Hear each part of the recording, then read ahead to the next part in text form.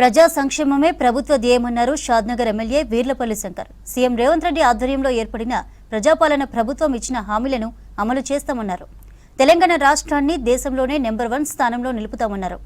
రంగారెడ్డి జిల్లా Shadnagar MLA camp కార్యాలయంలో కొందుర్గు, కేశంపేట మండలాలకు సంబంధించిన లబ్ధిదారులకు కళ్యాణలక్ష్మి, షాదీ ముబారక్ చెక్కులు పంపిణీ చేశారు వీర్లపల్లి శంకర్.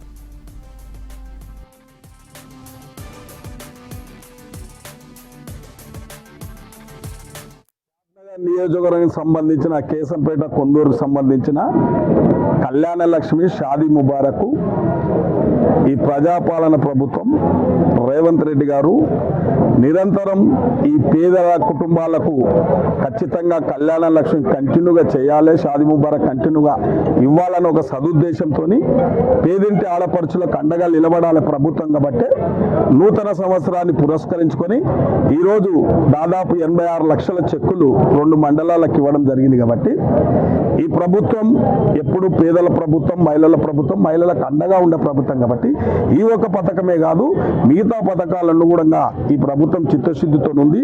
భవిష్యత్తులో అన్ని పథకాలు కూడా పూర్తి చేయబోతా ఉంది. కాబట్టి మరొకసారి ఈ యొక్క మహిళా సోదరులకు, ఈ పేదింటి ఆడబిడ్డలకు అందరూ కూడా నూతన సంవత్సరం శుభాకాంక్షలు.